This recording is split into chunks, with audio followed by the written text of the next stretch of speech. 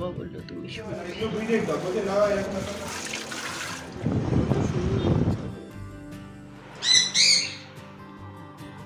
নমস্কার বন্ধুরা, মিষ্টি গৃহকোণের একটি ব্লগে আপনাদের স্বাগত জানাই। আশা করছি আপনাদের আশীর্বাদে আমরাও ভালো আছি, সুস্থ আছি। আজকে আর বলতে পারছি না, কারণ এত শরীর খারাপ। কালকে রাত্রি থেকে অনেক জ্বর, মানে আমার একার না, ফুলেরও অনেকটা শরীর ভালো নেই। তারই মধ্যে কোনো ক্রমে রেডি করে মেয়েটাকে স্কুলে পাঠিয়েছি সকালে। এখন এটা হচ্ছে দুপুরেরও কিছু বন্দোবস্ত করতে হবে। মানে এমন অবস্থা হয়েছে জানেন, একটা কাপ চা পর্যন্ত সকালবেলা বানিয়ে নিতে পারিনি এবং মেয়েটাকেও দিতে পারিনি। এখনও আস্তে আস্তে ওঠার চেষ্টা করছি, মাথাটাও ঘোরাচ্ছে। ওর বাবা বললো তুমি শো, যতটা পারছি আমি করছি। তুমি একাই বা কী করে পারবে, কারণ তোমারও তো শরীরটা ভালো নেই। রান্না বান্না তো কিছু করতে পারিনি। ওর বাবা এখান থেকে এই বিরিয়ানিটা নিয়ে এসেছে। এটা একটা সাউথ ইন্ডিয়ান বিরিয়ানি, আমাদের ফ্ল্যাটের সামনেই দোকানটা আছে, কিন্তু প্রচণ্ড ঝাল। তাই আমি বললাম আমার জন্য নিও না। আর এখানে বিরিয়ানির সাথে দিয়েছে একটু রায়তা, একটা বাটিতে ওকে ঢেলে দিচ্ছি। মেয়েকে আর বিরিয়ানি এইসব, ও কেমনিও ঝাল জিনিস খেতে পারে না, আর বাইরের জিনিস অতটা আমরা দিও না ওইভাবে। তো সেই জন্য ওকে না একটু মিক্সিতে ভাত দিয়ে একটুখানি দই দিয়ে খুঁড়িয়ে দিয়েছিলাম, মানে ওকে ওটা লস্যি বললে ও খেয়ে নেয়। তো আমার এমনি মেয়েকে নিয়ে কোনো জ্বালা নেই, ও তো ছোটো, ওর দিকটা তো আমাদের পুরোটাই খেয়াল রাখতে হবে। ওর বাবা ওকে খাওয়াতে পারে না, কারণ খাওয়ার সময় বাবার সাথে প্রচণ্ড ঝামেলা করে। সকাল থেকে ওই সে একটু মারি বিস্কিট আর ওই লিকার চা খেয়েছিলাম, একদম ভালো লাগছে না। এই যে কাবাবটা এনেছে না, এটা বেশ খেতে ভালো লাগছে, বেশ ঝাল ঝাল, তো মুখে শুধু ঝালের টেস্টটাই পাচ্ছি, আর কোনো টেস্ট নেই। মেয়েটাকে খাওয়াতে খাওয়াতে 4টে হাতে নিলাম। দেখি আমার না ঘুমোতে ইচ্ছা করছে, আমি একটু ঘুমিয়েই পড়বো।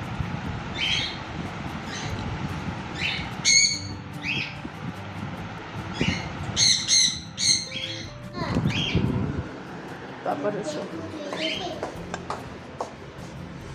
কি অবস্থা দেখুন, এখনো একটা বাসনও ডিশওয়াশারে আমি ভুলতে পারিনি। এখানটায় শরীর খারাপ থাকলে পরে সময় করে আস্তে আস্তে করবো। চারটে কিছু দেওয়া হয়নি।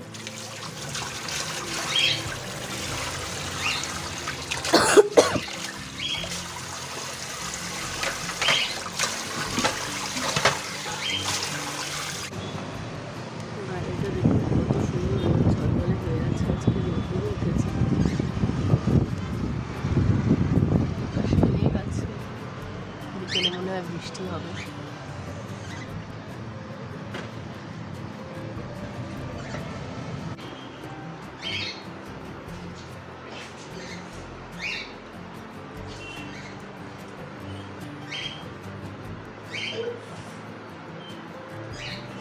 অন্যদিন একজন ব্যস্ত থাকলে অন্যজন মানে দিয়ে দেয়, কিন্তু আজকে দুজনেরই যেহেতু শরীরটা ভালো নেই, ঠাকুরটারও এখনও পুজো পড়েনি, ঠাকুরের পুজোটাও দিতে হবে। আমি একটু লাইটটা জ্বেলে দিলাম।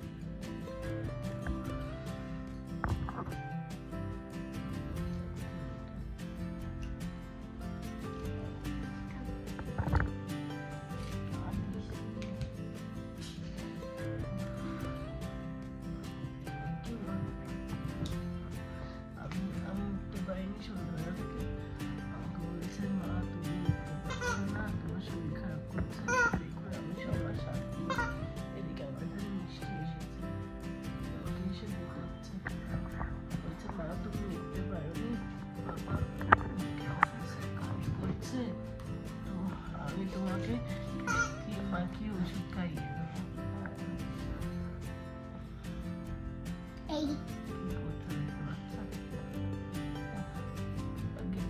ভালো লাগছে, বাবা মা তো এখানে কেউ তো যত্ন নিচ্ছে।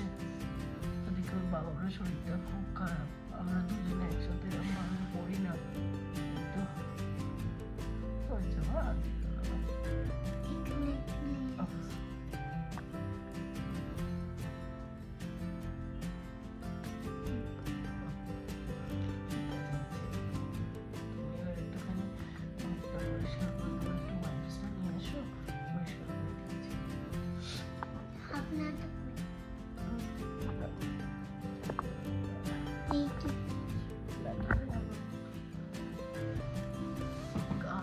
প্রচন্ড যন্ত্রণা করছে।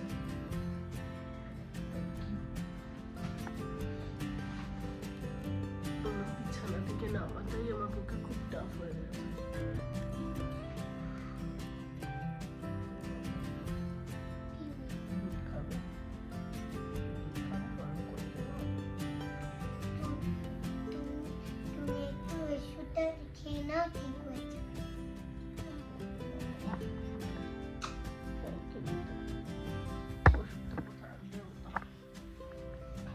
বাবা দিয়ে গেছিল।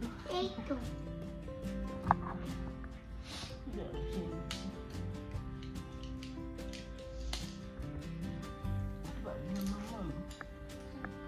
ওষুধটাও কেটে দিবে না, ওটাও আমাকে খাই দেবে। মানে গলা থেকে জল নেই তো, জল আছে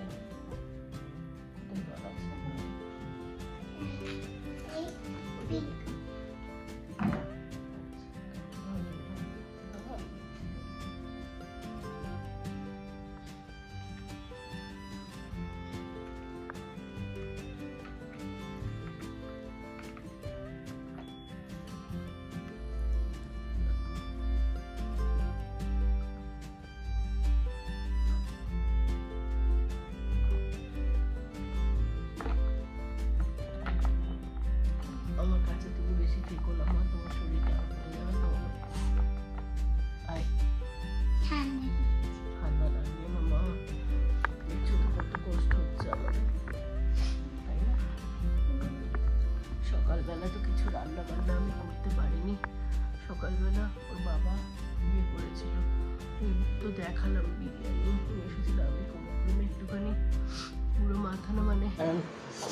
এই দেখুন কিচেনটা কি সকালে অবস্থা ছিল, পুরো ক্লিন করে রেখেছে। ওরও শরীর ভালো নেই। এই যে এখানে প্রেশার কুকারে লেজ মিষ্টির ভাতটা হয়, এটা এখনও মানে জলে ভিজিয়ে ভাতটা ছাড়েনি বলে ওটা পরিষ্কার করে একদম গুছিয়ে রেখে দিয়েছে। অনেক উপকার করেছে আমার। দেখি রাত্রিবেলা কি বানাই। সকালে ওর বাবা বেরিয়েছেন তখন কাশির ফুলটা নিয়ে এসেছে, এটা আমার তোলা হয়নি। দেখি রাত্রিবেলা যদি বানাতে পারি। তিনি করতে বসেছে।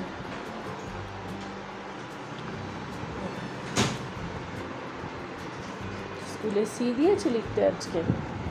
সি? তুমি আমার পাশে বসে লেখো। হ্যাঁ আমার লিখবো, আমি পেন্সিল বক্সটা দিয়েছি। আমার পাশে ব্যাগে আছে, পেন্সিল ব্যাগে আছে। এটা নাও না, এটা দিয়েই করো। জন্য পটেটো শর্টস বানিয়েছি। মাম্মা পাপার শরীর ভালো না, বিরক্ত করো না। কিনি পটেটো শর্টস বানিয়েছি। শোনাই ইয়ে করেছিস, ক্রিম মাখিয়ে দিয়েছিস, একা একা পড়তে দিয়েছি। এখন জানি না কতক্ষণ পড়বে, তার ফাঁকে রাত্রিরে একটু রান্না বসিয়ে দিচ্ছি। বেশি কিছু করতে পারবো না, জাস্ট ওই হালকা একটু আলু ভাতে, একটু ডাল সেদ্ধ এইসবই করবো। তো আলুটা ছাড়িয়ে নিচ্ছি, সেই জন্য ডাল সেদ্ধটা বাবাকে জিজ্ঞেস করলাম। বাবা বললো যা পারবে তাই করো, যদি বলো কিনে আনার কথা তাহলে কিনে আনছি। সকালে তো কেনা খাবার খেয়েছে, বাড়ির লোকেরা যদি সবসময় কেনা খাবার খায় তাহলে তো সেটা শরীরের জন্যও ভালো না বলুন। আমরা তো একে অপরকে দেখি, মানে দুজনেই দুজনকে দেখি, আর আমরা ঠিক থাকলে তবে মেয়েটাও একটু ভালো থাকবে। শুধু মেয়ে কেন বলছি, আমার বাড়িতে যে পাখি কুকুর সেগুলো রয়েছে তাদেরও তো দেখাশোনা আমাদেরকেই করতে হয়। আজকে যখন শরীরটা এতটা খারাপ হয়েছে, আজকে সেই পুরনো কথা মনে পড়ে গেল। যখন গিনি ছোটো ছিল, গিনি তো কোভিড বেবি, মানে কোভিডের টাইমে হয়েছে। তো সেই টাইমে যখনও হয়েছিল তখন মানে করোনা যেটা হয় সবাইকার, আমাদেরও কিন্তু করোনা হয়েছিল। আমার শাশুড়ি মায়ের, আমার বরের, একমাত্র শ্বশুরমশাইয়ের হয়নি। তো গিনি তখন অনেক ছোট, প্রায় মানে 2-2.5 মাসের। তখন সেই মাকে তো সবসময় ওদের প্রয়োজন হয়। এদিকে গায়ে প্রচণ্ড টেম্পারেচার, মুখে সেই মাস্ক দিয়ে ওর সামনে সবসময় যাওয়া, দেখাশোনা করা, এগুলো প্রচণ্ড টাফ হতো। ওইখানে না আমি ইয়েটা ফেলে দিলাম, ডালের ওপরে যে সাদা রঙের যে ফেনাটা ওঠে, ওটা মা বলে ওটা বিষ, সেই জন্য ওটা ফেলে দিই, তখনই ডালটা সেদ্ধ করি। প্রথমে ভাবলাম একটু পাতলা করেই ডাল করবো, তবে না, ডালটা একটু সেদ্ধই করি, বেশ ভালো লাগবে খেতে, মুখে তো কোনো স্বাদ নেই, সেই জন্য একটু পেঁয়াজ একটু রসুন দিয়ে আমরা একটুখানি ভাজা করে নেবো, ওই আলু ভাতেতে মেখে নেবো, গিনিও খেয়ে নেয় ওটা করলে। এখানে একটু চাল বার করে নিলাম, সবাই পুরো বেশি খেতে পারবে না, যেটুকুনি মুখে ধরে সেইটুকুনি মেয়েটাকেও খাওয়াতে হবে। এখন ডেজি মিষ্টির ভাতটা ওদিকে বসিয়ে দিয়েছি। একটু সকাল থেকে ওরা বাইরে খাবার খেয়েছে তো প্রলয়, তো আমি আর বাড়ির খাবারটাই ভালো হবে সেই জন্য করছি। মুখে কোনো স্বাদ নেই জানেন তো, মুখে মানে এত শরীর খারাপ লাগে, মানে চোখ মুখ পুরো বসে গেছে, মানে এত খারাপ লাগছে, আমি আর পারছি না। এখন মনে হচ্ছে মা একটু কাছে থাকলে কত ভালো হতো, না আমার উপরে চাপ পড়তো না ওর উপরে, কারণ ছোটো মেয়েটাকেও তো দেখতে হয় বলুন। এই দেখুন আমার কি অবস্থা, আমার মানে শরীর খারাপেও শান্তি নেই। এই দেখুন এই কাজে একটা, এই কাজে একটা, দু কাজে দুজন আমার বসে বসে করছে, ওরা তো বোঝে না। হ্যাঁ বাবা, তুমি এসো, তুমি এসো, তুমি বাবা যখন এসো,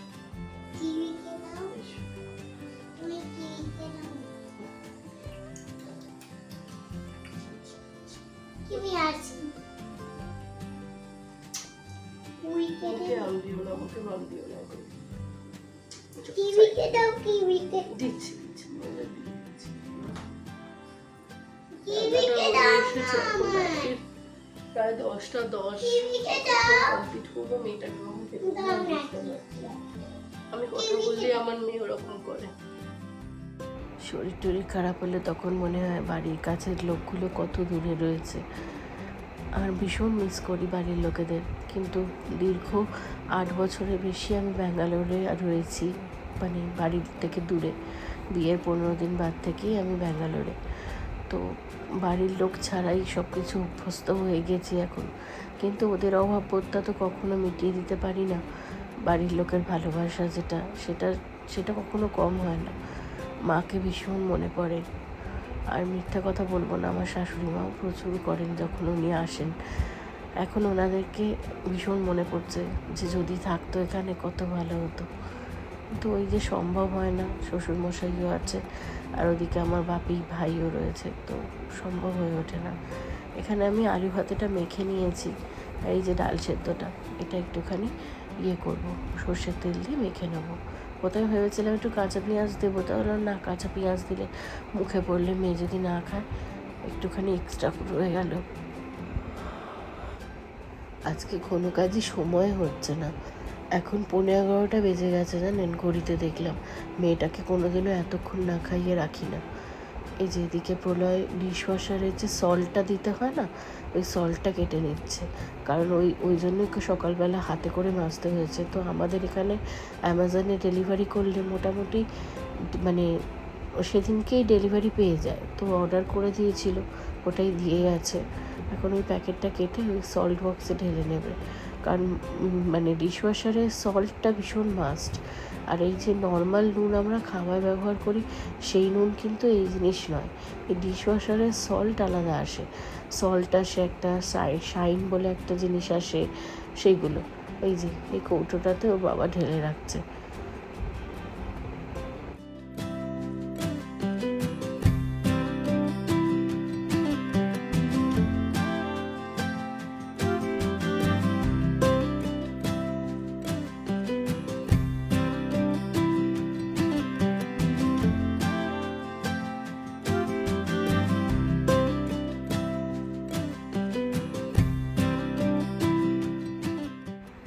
ডিশওয়াশারের ভেতরে এখানে একটা মানে কৌটো টাইপের ঢাকনা দেওয়া আছে, এই ঢাকনাটা খুলে এখানে সল্টটা ঢেলে দিতে হয়।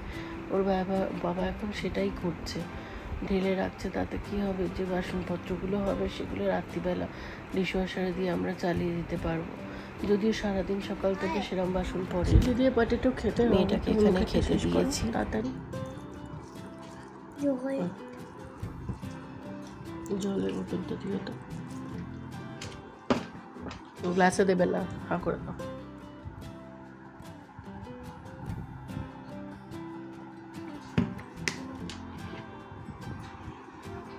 না গুড করো। এই যে ভাত, একটুখানি ডাল সেদ্ধ, ওই সে আলু ভাতে মাখাটা, আর একটুখানি ডিম সেদ্ধ, আর একটা কাঁচা লঙ্কা নিয়েছি। ওর বাবাকে বললাম একটু ঘি দিয়ে দাও, ব্যাস এটাই খাবো। বিশ্বাস করুন এই খাবারটা যেন এখন অমৃত লাগছে। মানে এইটুকুনি যে করে বাচ্চাটার মুখে বা ওর বাবার মুখে দিতে পেরেছি, এটাই আমার ভাগ্য। এখন তাহলে আমি খেয়ে নিই। ভালো লাগলে একটা লাইক করে দেবেন, পাশে থাকবেন। আজকের ব্লগটা এখানেই শেষ করছি। যদি সুস্থ থাকি কালকে ব্লগ বানাবো। দেখা হবে নতুন ব্লগে। ততদিন আপনারাও ভালো থাকুন, সুস্থ থাকুন, সাবধানে থাকুন। টাটা।